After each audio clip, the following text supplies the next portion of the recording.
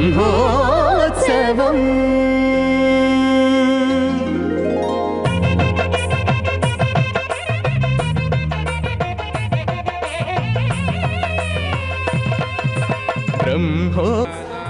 జగతోస్య వెంకటపతేః విష్ణోః పరాం ప్రేయసీం తద్వక్షస్థల నిత్యవాసరసికాం తర్క్షాంతి సంవర్ధినీం పద్మాలంకృతపాణిపల్లవయుగాం పద్మాసనస్థాం శ్రియం.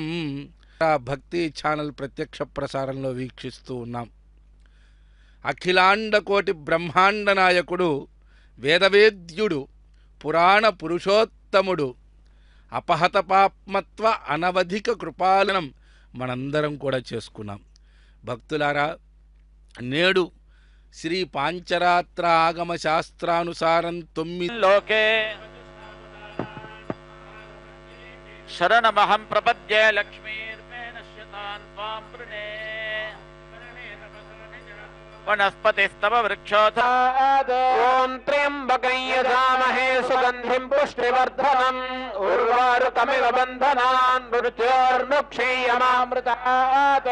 ఓం త్ర్యంబకం యజామహే సుగంధిం.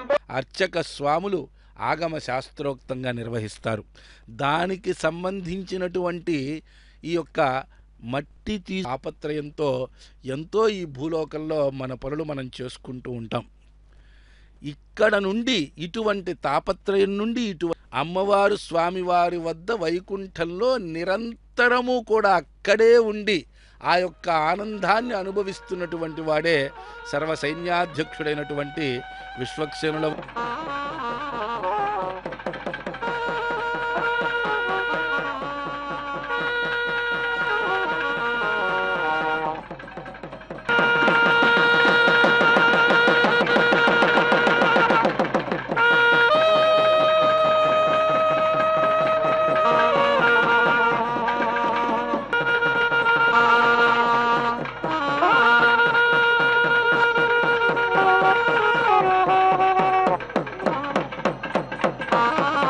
కరుడుగా వర్ణింపబడ్డ శ్రీహరి యొక్క పరిపూర్ణ అనుగ్రహం మనం కలగటానికి ఆ అమ్మవారి యొక్క అనుగ్రహం ముందుగా మనకి తప్పనిసరిగా కలగాలి.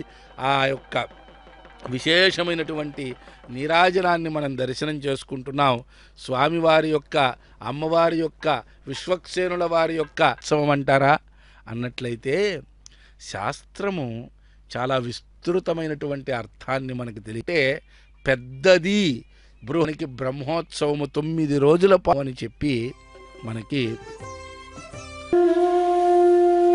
గరుడ ధ్వజం రథాలింతటాలు అది వచ్చే కోవడమే, బ్రహ్మవేత్త కావడమే.